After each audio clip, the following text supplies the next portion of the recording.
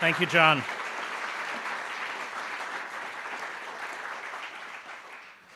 In celebrity culture, we destroy what we worship.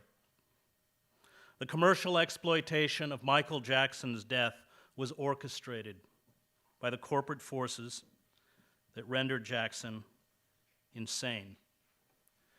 Jackson, robbed of his childhood and surrounded by vultures that preyed on his fears and weaknesses, was so consumed by self-loathing, he carved his African-American face into a Caucasian death mask. He hid his apparent pedophilia behind a Peter Pan illusion of eternal childhood. He could not disentangle his public and his private self. He became a commodity, a product, one to be sold, used, and manipulated. He was infected by the moral nihilism and personal disintegration that is at the core of our corporate culture. And his fantasies of eternal youth, delusions of majesty, and desperate, disfiguring quests for physical transformation were an expression of our own yearning. He was a reflection of us in the extreme. His memorial service, a variety show with a coffin, had an average of 31.1 million television viewers. It was the final episode in the long-running Michael Jackson series. And the stories that enthrall us are real-life stories, early fame, wild success, and then a long, bizarre, and macabre, emotional train wreck. O.J. Simpson offered a tamer version of the same plot. So does Tiger Woods and Britney Spears. Jackson, by the end, was heavily in debt and had weathered a $22 million out-of-court settlement to Jordy Chandler, as well as 7 counts of child sexual abuse and 2 counts of administering an intoxicating agent in order to commit a felony. Jackson reflected our own physical and psychological disintegration, especially with many Americans struggling with overwhelming debt, loss of status, and deep personal confusion. The lurid drama of Jackson's personal life meshed perfectly with the ongoing dramas on television, in movies, and the news. News reports on television are mini-dramas. They come complete with a star, a villain, a supporting cast, a good-looking host, and a dramatic, if often unexpected, ending. In Fahrenheit 451, Ray Bradbury's novel about a future dystopia, people spend most of the day watching giant television screens that show endless scenes of police chases and criminal apprehensions. Life, Bradbury understood, once it was packaged, scripted, given a narrative, and filmed, became the most compelling form of entertainment.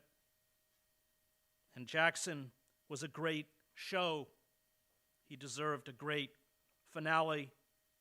Those who created Jackson's public persona and turned him into a piece of property, first as a child and finally as a corpse encased in a $15,000 golden casket, are the agents, publicists, marketing departments, plastic surgeons, script writers, advertisers, video technicians, and television personalities who orchestrate the vast stage of celebrity for profit.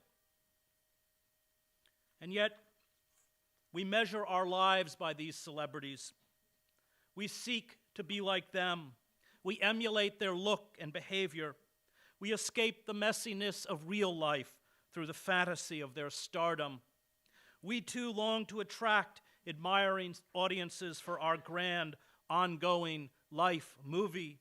We try to see ourselves moving through our life as a camera would see us, mindful of how we hold ourselves, how we dress, what we say.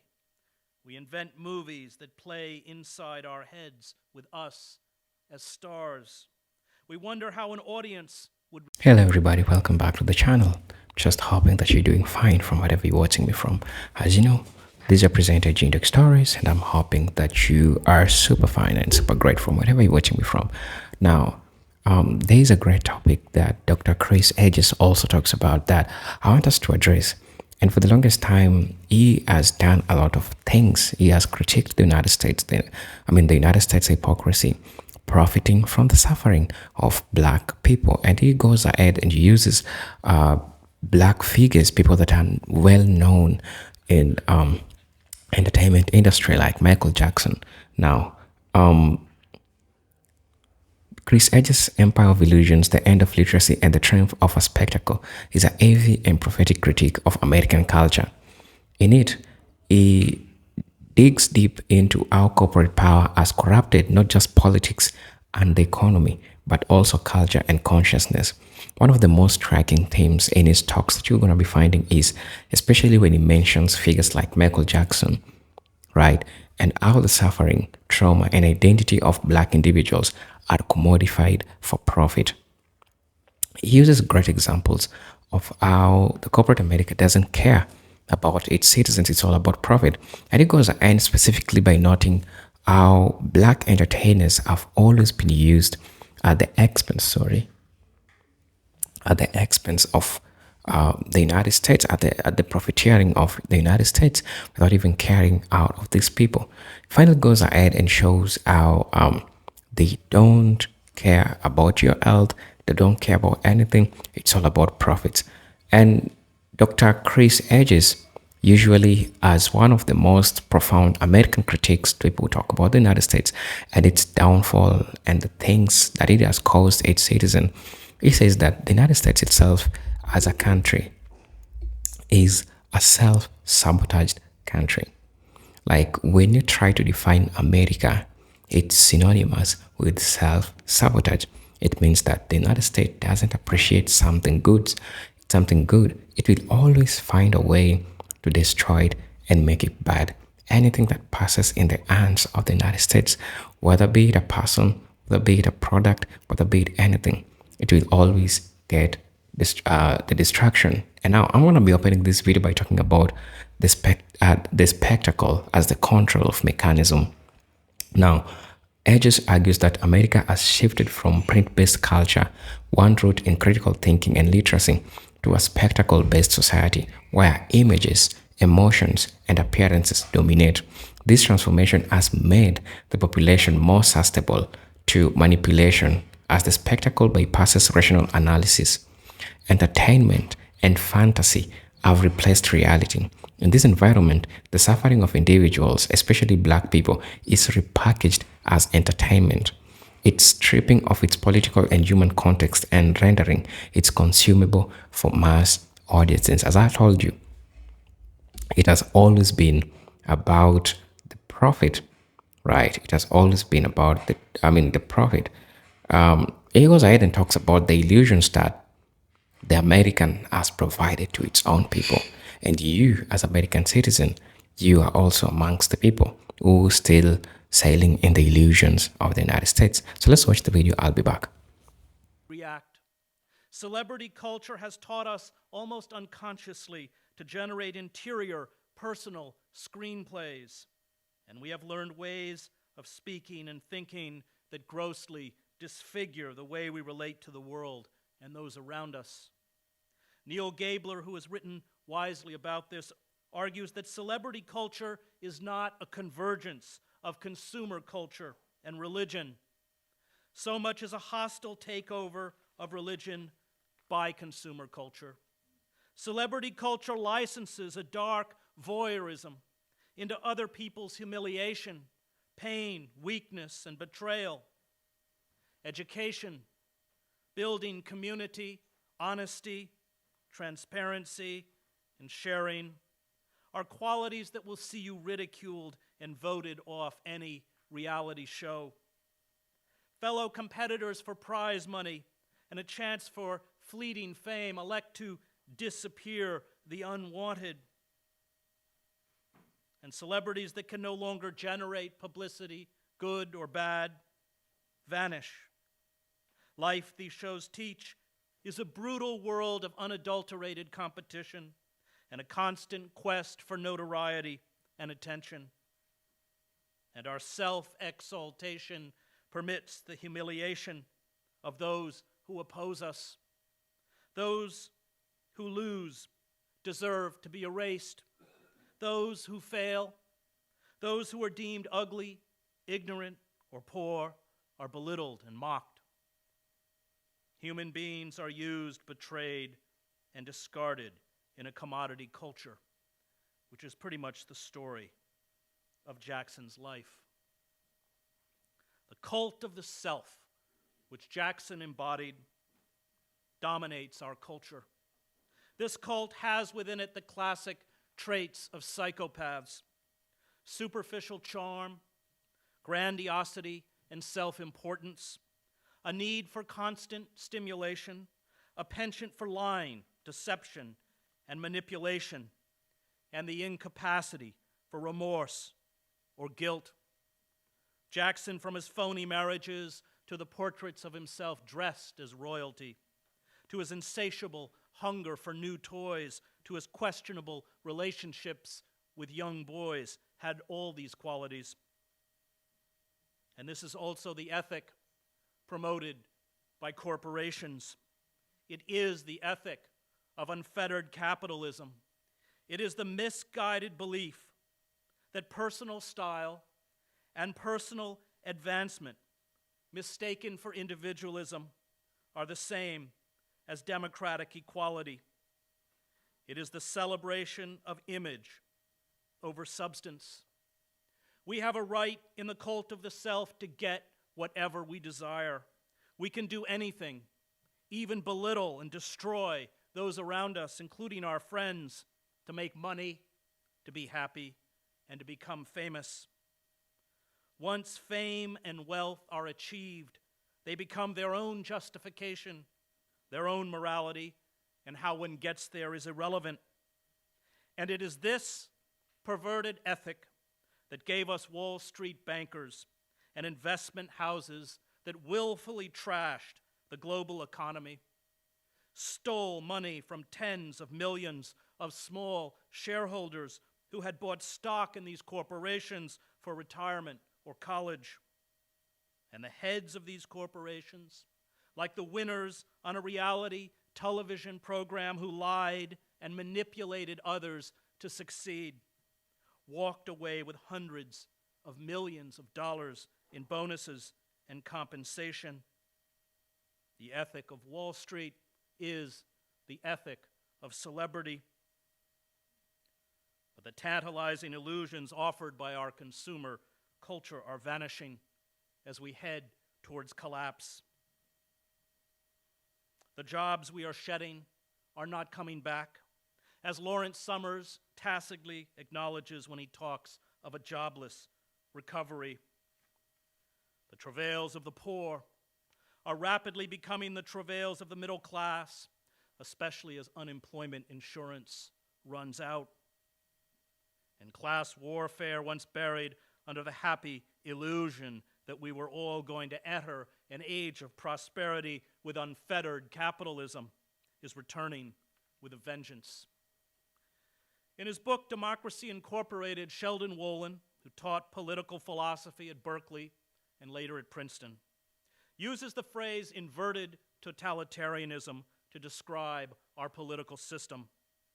Inverted totalitarianism, unlike classical totalitarianism, does not revolve around a demagogue or a charismatic leader. It finds its expression in the anonymity of the corporate state. It purports to cherish democracy, patriotism, and the Constitution, while manipulating internal levers to subvert and thwart the democratic process. Political candidates are elected in popular votes by citizens, but are ruled by armies of corporate lobbyists. A corporate media controls nearly everything we read, watch, or hear, and imposes a bland uniformity of opinion. In classical totalitarian regimes, such as Nazi fascism or Soviet communism, economics was subordinate to politics. Under inverted totalitarianism, the reverse is true, Wolin writes. Economics dominates politics, and with that domination comes different forms of ruthlessness. The Obama brand offers us an image that appears radically individualistic and new. This image inoculates us from seeing that the old engines of corporate power and the vast military-industrial complex continue to plunder the country. Brand Obama is about being happy consumers. We are entertained, we feel hopeful, but like all branded products spun out from the manipulative world of corporate advertising, we are being duped into doing and supporting a lot of things that are not in our interest. A few weeks before Obama won the presidential elections, Obama beat Nike, Apple, Coors, and Zappos to win the Association of National Advertisers' top annual award, Marketer of the Year. What for all our faith and hope has the Obama brand given us?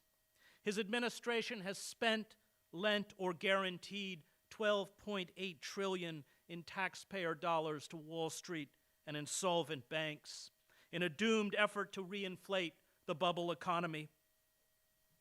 Brand Obama has allocated nearly $1 trillion in defense-related spending and the continuation of our doomed imperial project in Iraq, where military planners estimate that between 50 to 70,000 troops will remain for the next 15 to 20 years.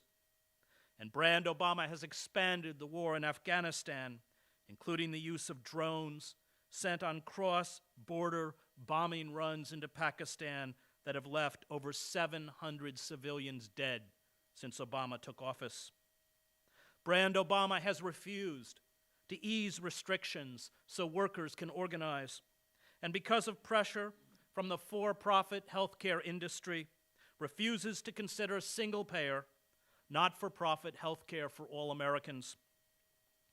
And Brand Obama will not prosecute the Bush administration for war crimes, including the use of torture, and has refused to dismantle Bush's secrecy laws or restore habeas corpus.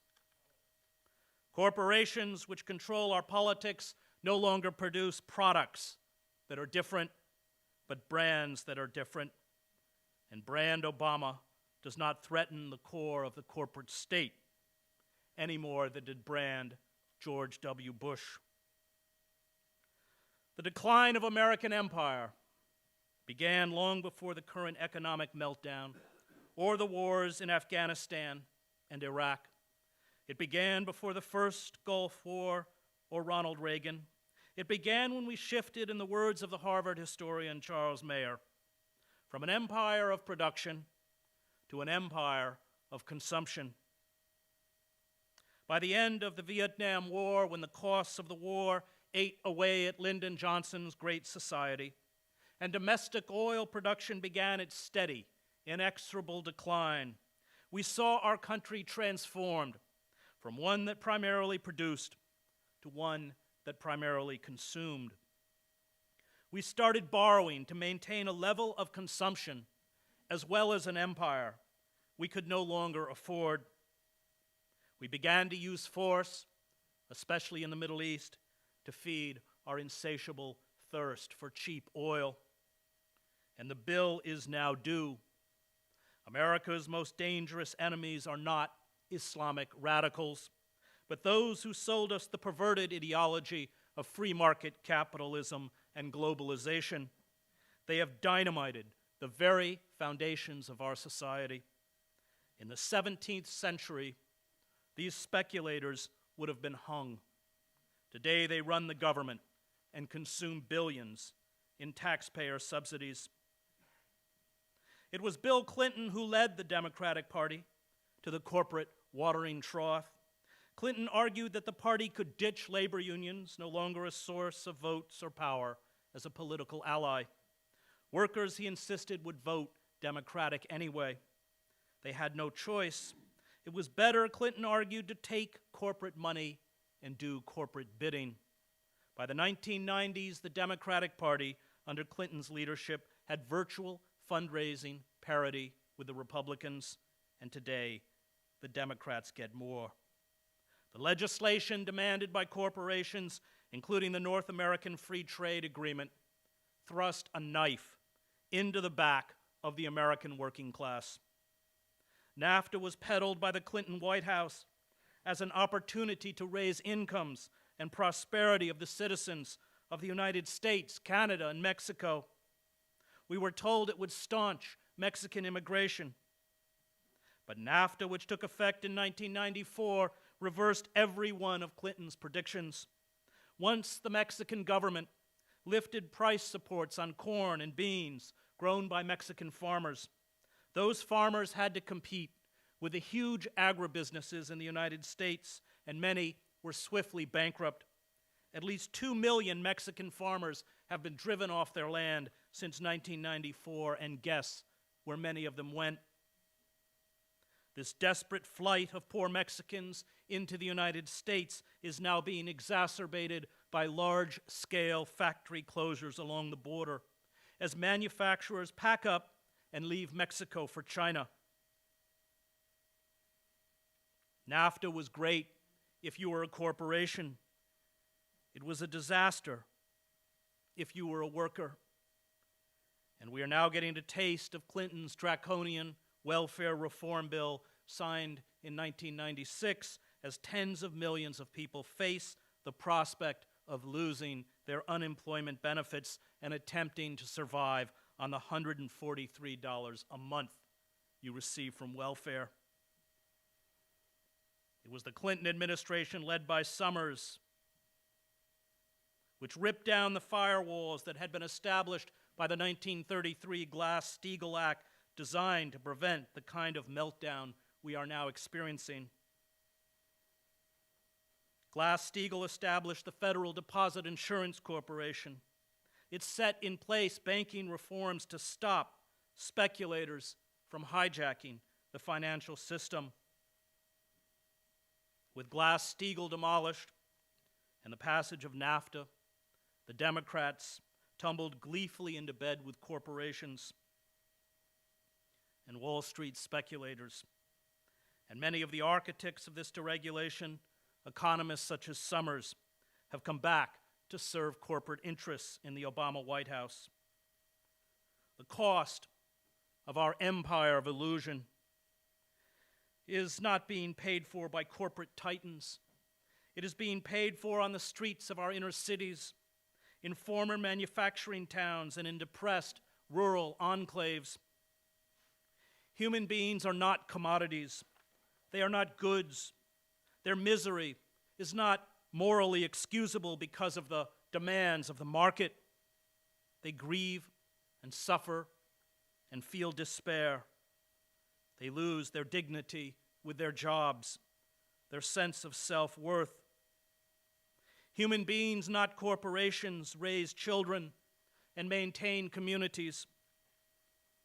And the growing class divide is not understood by complicated sets of statistics or the utopian faith in unregulated globalization. It is understood in the eyes of a man or woman who is no longer making enough money to live with dignity and hope. The assault on the American working class, an assault that has devastated members of my own family in the former mill towns in the state of Maine, shows no sign of abatement. In the past 3 years, nearly 1 in 5 U.S. workers was laid off, and among workers laid off from full-time work, roughly 1/4 were earning $40,000 a year. There's been a Weimarization of the American working class, and the assault on the middle class is underway. Washington has become our Versailles. The media has evolved into a class of courtiers. The Democrats, like the Republicans, are courtiers.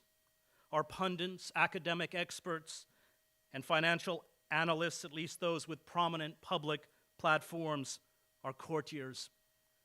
And we are captivated by the hollow stagecraft of political theater as we are ruthlessly stripped of power. Being a courtier requires agility and eloquence, and the most talented of them should be credited as persuasive actors. They entertain us. They make us feel good. They are the smiley faces of a corporate state. But when the corporations make their iron demands, these courtiers drop to their knees. They placate the telecommunications companies that want to be protected from lawsuits. They permit oil and gas companies to rake in obscene profits and keep in place vast subsidies of corporate welfare. They allow our for-profit driven healthcare system to leave the uninsured and underinsured to suffer and die. And over 40,000 Americans died last year because they could not get proper medical care.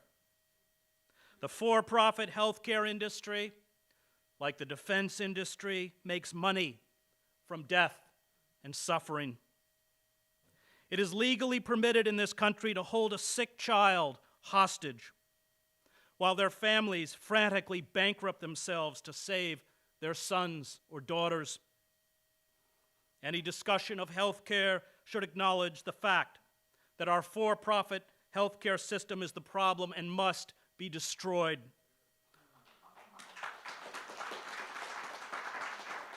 Only then can we have an honest debate about what comes next. But this will never happen. It will never happen because the industry's money and lobbyists drive the discussion, as well as the shape of the so-called health care reform bill. America is devolving into a third world nation, and if we do not immediately halt our elites' rapacious looting of the public treasury and our bizarre state socialism for corporations, we will be left with trillions in debts which can never be repaid, and widespread human misery which we will be helpless to ameliorate. Tens of millions of people, brutally controlled, will live in perpetual poverty, a state of neo-feudalism. This is the inevitable result of unchecked corporate capitalism. In his book, The Great Transformation, written in 1944, Karl Polanyi laid out the devastating consequences, the depressions, wars, and inevitable totalitarianism that grow out of a so-called self-regulated free market. Polanyi grasped that fascism, like socialism, was rooted in a market society that refused to function. He warned that a financial system always devolved without heavy government control into a mafia capitalism and a mafia political system. A self-regulated market inevitably turns human beings, as well as the natural environment, into commodities, a situation that ensures the destruction of both society and the natural world. The free market's assumption that nature and human beings are objects whose worth is determined by the market allows each to be exploited for profit until exhaustion or collapse. A society that no longer recognizes that nature and human life have a sacred dimension, an intrinsic value beyond monetary value, commits collective suicide. Such societies cannibalize themselves until they die. We have been borrowing at a rate of more than $2 billion a day over the last 10 years, and at some point, it has to end. By 2010, because of the bailouts, stimulus packages, giveaways, and short-term debt, we will have to finance $5 trillion in debt. That is about $96 billion in debt auctioned off every week. If China and the oil-rich states do not buy this debt, the buyer of last resort will be the Federal Reserve. And this will have the effect of essentially printing endless amounts of money. Our currency, at this point, will become junk. A furious and sustained backlash, which we can already see leaping up around the fringes of American society,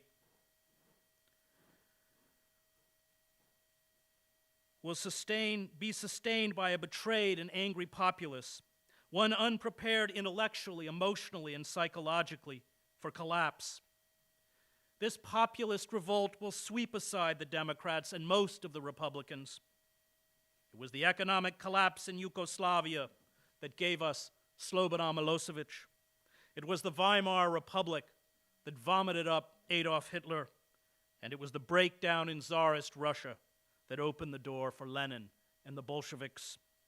A cabal of proto-fascist misfits, from Christian demagogues to loudmouth talk show hosts who we naively dismiss as buffoons, will find a following with promises of revenge, moral renewal, and new glory.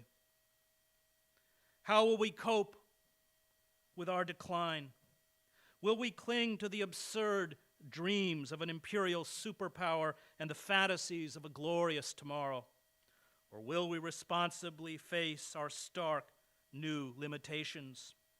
Will we heed those who are sober and rational, those who speak of a new simplicity and humility in an age of imperial as well as material decline? Or will we follow the demagogues and charlatans who rise up in moments of crisis and panic? Will we radically transform our society to one that protects the ordinary citizen and fosters the common good, that defies the corporate state, that dismantles empire? Or will we employ the brutality and technology of our internal security and surveillance apparatus to crush dissent and drive us into a new dark age? Social and political reform never comes from accommodating the power structure. It comes from frightening it. The Liberty Party, which fought slavery, the suffragists who battled for women's rights, the labor movement and the civil rights movements knew that the question, as Karl Popper wrote, was not, how do we get good people to rule? Most of those attracted to power are at best mediocrities and often venal. But how do we limit the damage the powerful do to us? These mass movements were the real engines for social reform, the correctives to our democracy, and the true protectors of the rights of citizens. They never achieved formal political power, but they are a reminder that, as Studs Terkel used to say, hope has never trickled down. It has always sprung up. We must opt out of the mainstream. We must articulate and stand firmly and unequivocally, even if this turns us at first into outcasts, on the side of working men and women. We must no longer be content with the crumbs tossed to us by the power elite in the vain hope that accommodation will work. We must become as militant as those who are seeking our enslavement. If we remain passive, we will soon be engulfed by a ruthless totalitarian capitalism. If we remain passive as we undergo the largest transference of wealth upwards in American history, we will become serfs. If we fight back, we have a chance.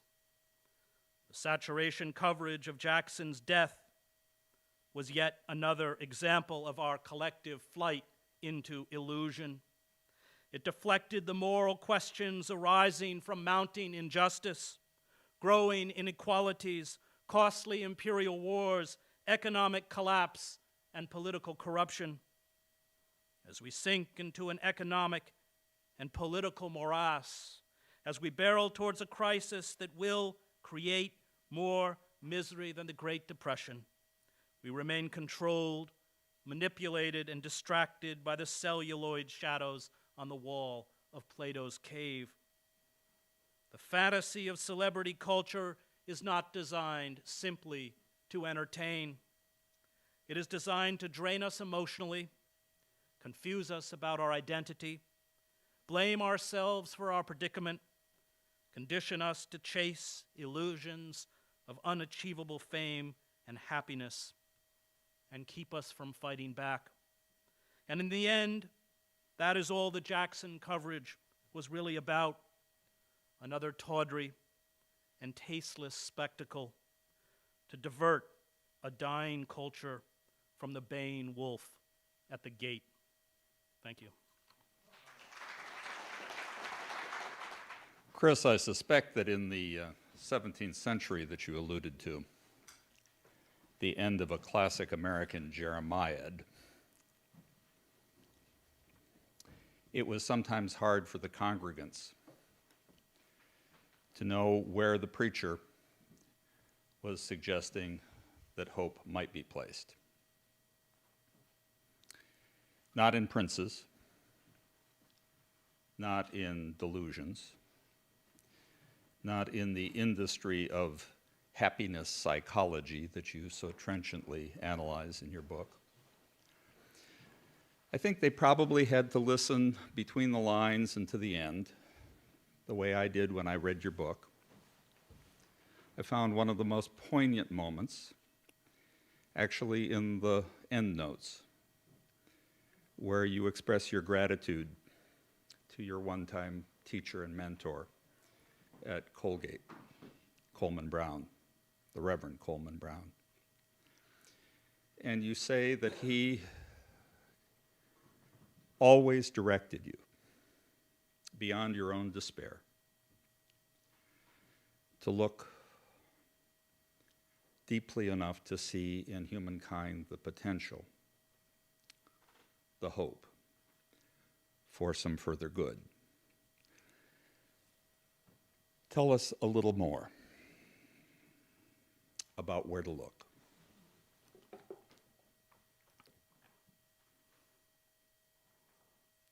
I think the failure of the American left is due to two crucial mistakes. The first is that it's not our job to achieve formal political power. It's our job to stand fast with a moral imperative in the way that all the great reformers in society did. And most of them began as very isolated, marginal, and often ridiculed figures. And I think the second mistake is to succumb to a kind of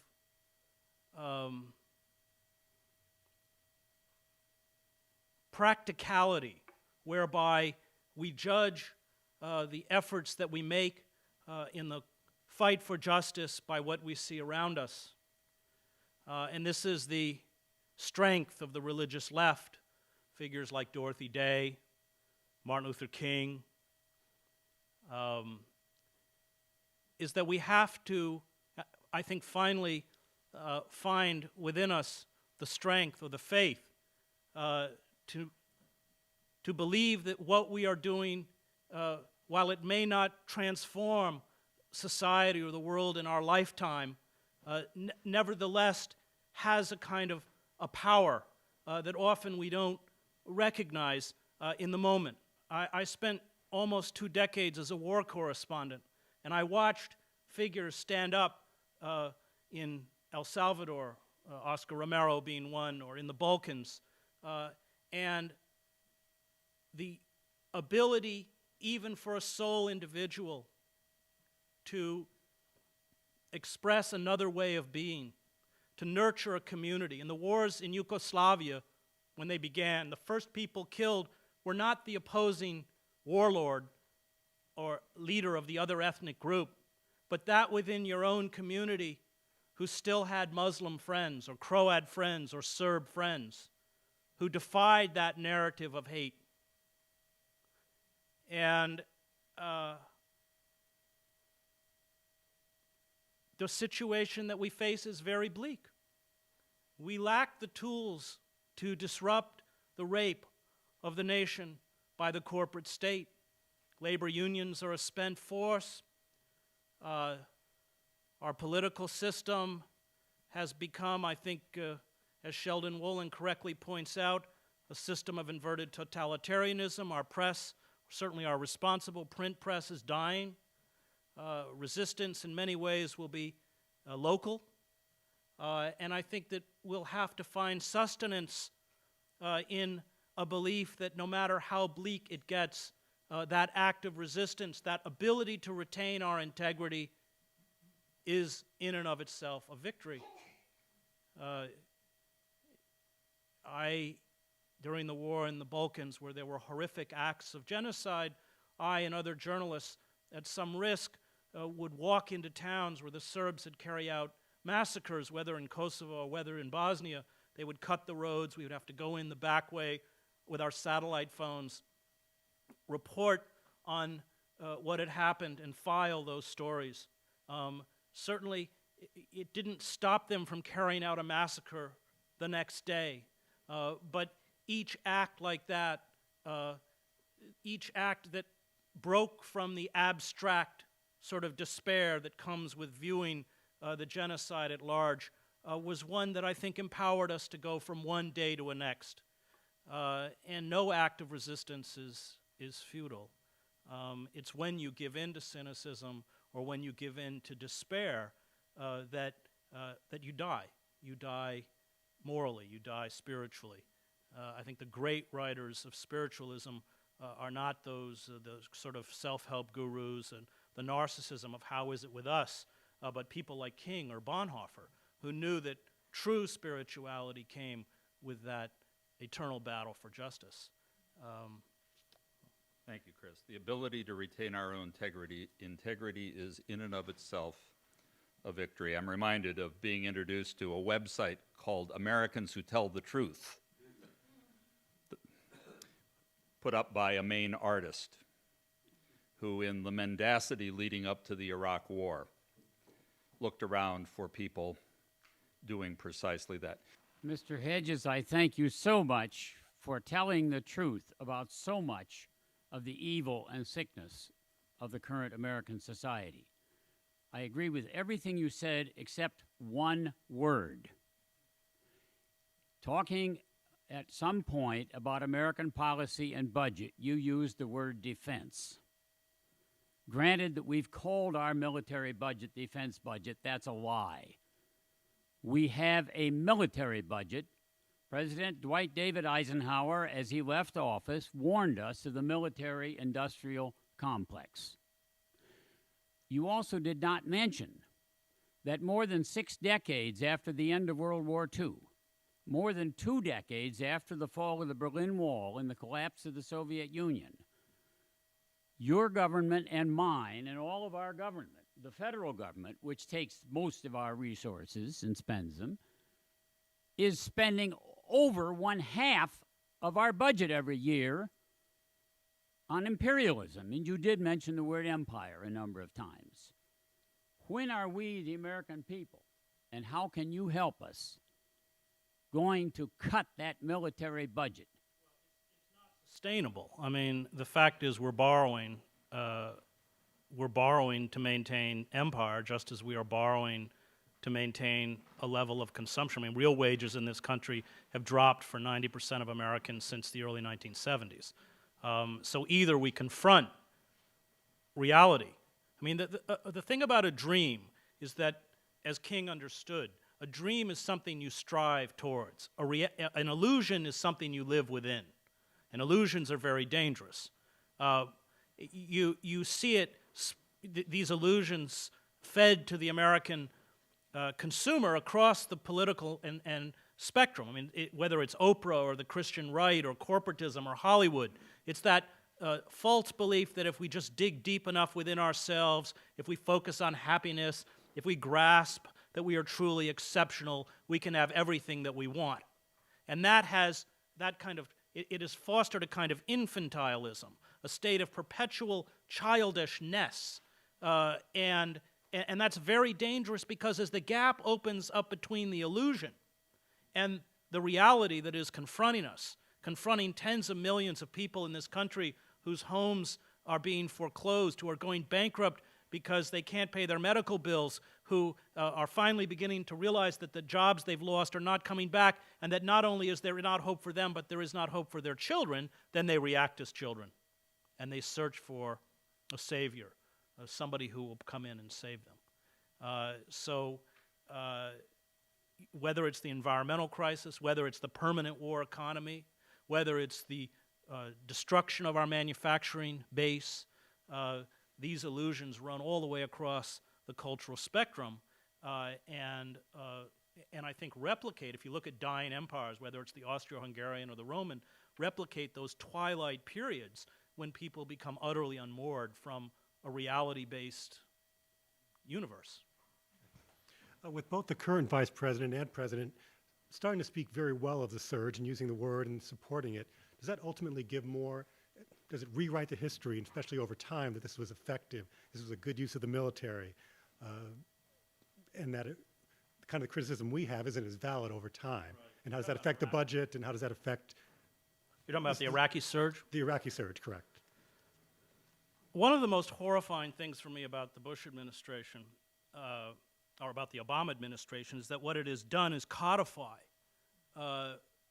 the egregious assault on civil liberties and the destruction of the rule of law that was put in place by the Bush administration, not only domestically but internationally.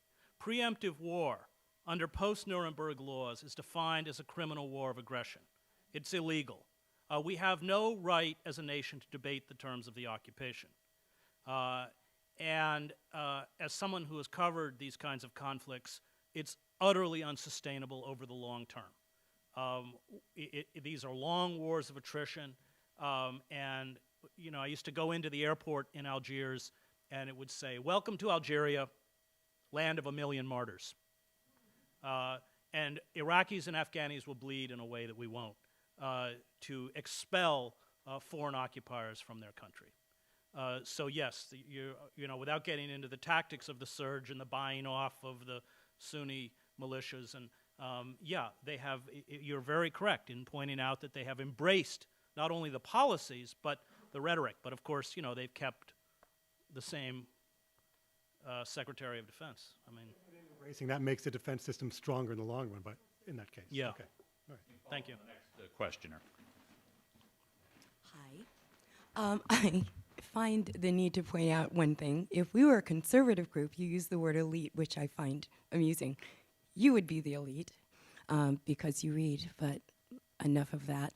I had a specific question about how do you address young people? How do you get parents to address young people with the toys? I mean, I think it starts so young.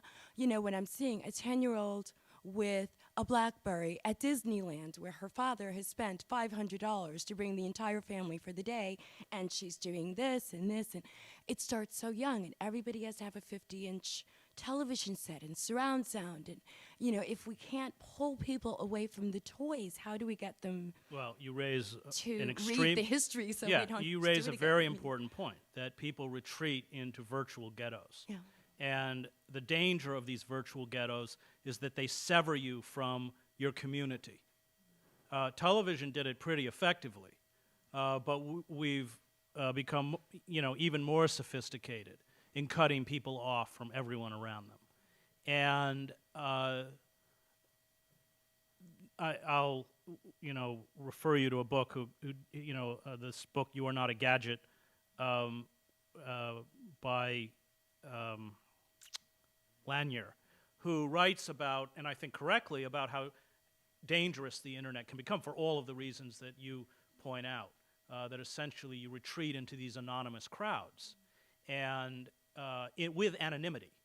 And so when you read the kinds of comments that are put up, even on liberal blogs, they're absolutely hate-filled. I mean, every time I write an article, you know, I graduated from Harvard Divinity School, which is probably, without doubt, produced more atheists than any other divinity school in the country. There are plenty of gods. And Worth not believing in, and Chris. and when the London Review of Books interviewed my book on atheism, they called me a non-believer. But every time I write something, there's one of the acceptable bigotries on the left is to attack people who find value and worth in religious thought.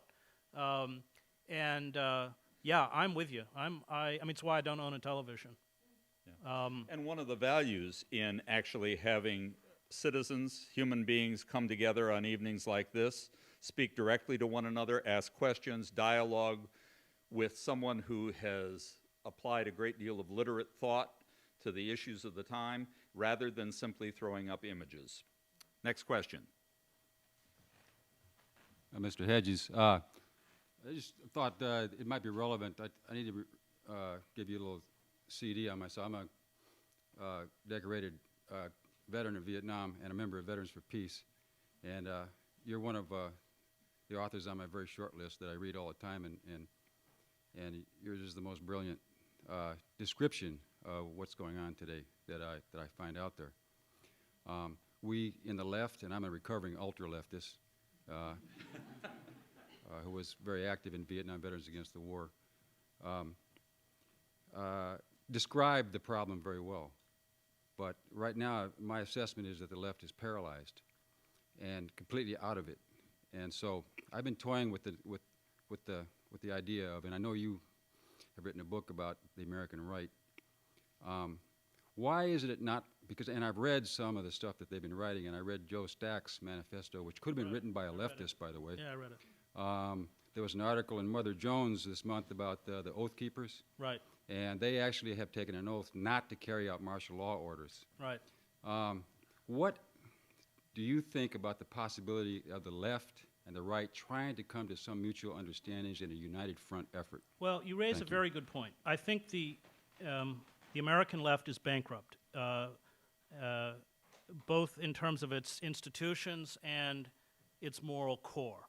We should have walked out on the Democratic Party in 1994 with NAFTA, and we didn't. We continued to speak in a language by which we ostensibly defended the rights of working men and women while we supported a party that utterly destroyed the working class in this country.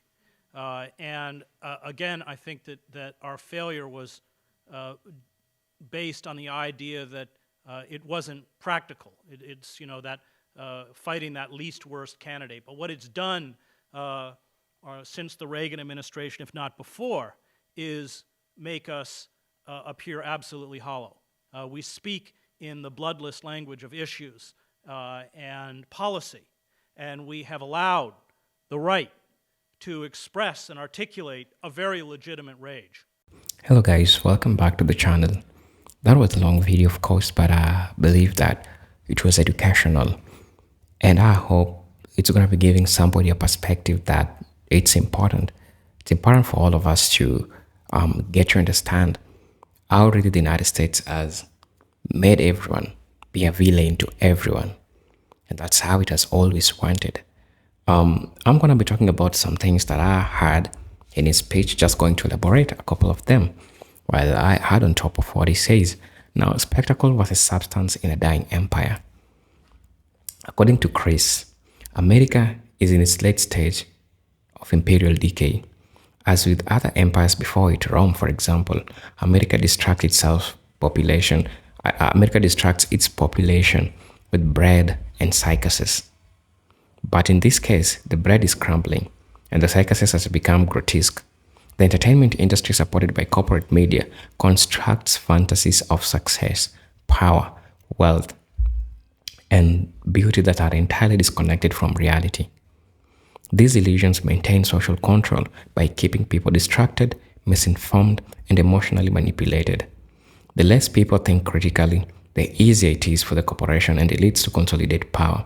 The public's ability to differentiate between truth and fiction, real from fake, is steadily eroded. With the increasing use of artificial intelligence, let me just bring it out like that, distinguishing between what is real and fake news is so hard because all of them more or look the same. So it is so hard in this society for you to get to know the difference between what is real and what is fake. And that's how they want you to be in a state of loop. They want you to be in a state of confusion where they'll try to bring or loop you with always new things. Before you process one information, they have already brought you another one. That's why there's always trending topics that are coming. One leaving the other, one leaving the other. There's always a trending flow of things so that they keep you distracted, bombard you with a lot of messages, with a lot of information. I'm also going to be talking about Michael Jackson and the manufactured image. Michael Jackson have been used so much in this context. When Edge discusses Michael Jackson, he uses him as a symbol of what happens when a person becomes a product of the spectacle. Jackson was one of the most gifted entertainers the world has ever seen, yet his life was deeply tragic. From a young age, he was exploited by the music industry, robbed a normal childhood, and transformed into global commodity. His image, his sound, his body all became subject to corporate interest. As Jackson struggled with identity, trauma, and fame, the media turned his pain into a circus. His surgeries, his changing skin color, his scandals, these are not treated with compassion, but used as fuel for public consumption. He was ridiculed, dissected, marketed, all while his industry, his humanity was stripped away. Remember when I told you about all these things going on, all this devastation, all these tragic things that went through the Michael Jackson's life, but there were a couple of people out there who believed that they stood with him. They're the ones who are profiting from all this chaos, from all these scandals, from all these problems, even health problems that he was going through. So for the longest time, this is something that has been happening. And these people, this group of people, have been profiting from this this problem that MJ was going through. I'm also going to be talking about black bodies as profit machines. Now, Chris' deeper point is that Michael Jackson is not an anomaly. He is part of a broader system where black suffering is commodified. Throughout American history, the bodies, talents, and trauma of black people have been exploited for economic gain. From slavery to minstrel shows, from boxing rings to hip-hop concerts, the pattern remains. Corporations uses black people as entertainment while maintaining system of economic and political oppression. Today, reality shows, crime dramas, music videos often reduce black life to spectacle, often reinforcing stereotypes of violence, hypersexuality, or poverty. These portrayals rarely challenge structural racism. Instead, they feed it. They use black people to push hypersexuality through music like hip-hop, showing those obscene things, through movies, giving people roles to push, giving agendas. So this is what they have always been doing. It has always about using black bodies as profit machines. It's true. That's what has been happening. I'm also going to be talking about the illusion of freedom and empowerment. Now, the spectacle presents successful black entertainments as proof that racism is over and that anyone can make it if they work hard. This is a lie. Michael Jackson was one of the richest and most famous men on earth, but he was never truly free. He was surveilled, manipulated, pushed to conform to market demands. His wealth did not shield him from racism, from trauma, or dehumanization. The system allows a few to succeed just enough to create the illusion of fairness, while the masses remain trapped. Edges wants this illusion of upward mobility is used to deflect attention from real issues, systemic inequality, broken institutions, and declining civil liberties, amongst other things that have been happening. Let's talk about the death of literacy and historical consciousness. One of the most dangerous effects of spectacle, Edges argues, is that it destroys literacy, not just the ability to read, but the capacity for critical thinking, empathy, and historical understanding. In communities most impacted by inequality, especially black communities, public education has been gutted. Young people are fed entertainment rather than education, fantasy instead of history. Without a clear understanding of their past, their heroes, and their enemies, it becomes harder to organize, resist, or dream differently. The spectacle erases revolutionary consciousness and replaces it with consumer identity. Music once used for protests like Nina Simons or Public Enemy is now often diluted, commercialized, or ignored. Now, trauma as a theater, a nation addict to pain. America have become desensitized to suffering, especially when that suffering involves black people. Police killings, poverty, addiction, incarceration. These are now consumed through viral videos, news cycles, or Netflix documentaries. The emotional power of these events is reduced to clicks, hashtags, or temporary outrage. Nothing fundamental changes because the system profits from the problem. Michael Jackson's struggle, his loneliness, his abuse, his identity crisis should have been a national conversation about race, trauma, and capitalism. Instead, they were turned into a freak show. His death, like his life, became another product for the spectacle. Also, corporate colonization of culture and identity. Chris Ages also makes it clear that the corporate empire has colonized not only the economy but the very soul of the culture. Corporations decide which music get played, which books are being published, which voices are being elevated, which are being silenced. This is especially dangerous for black communities. Voices of true resistance, those who challenge the system, are often pushed to the margins. In contrast, entertainers who avoid politics or promote empty consumerism are rewarded. This creates a distorted cultural reality where real empowerment is confused with brand deals and liberation is traded for luxury.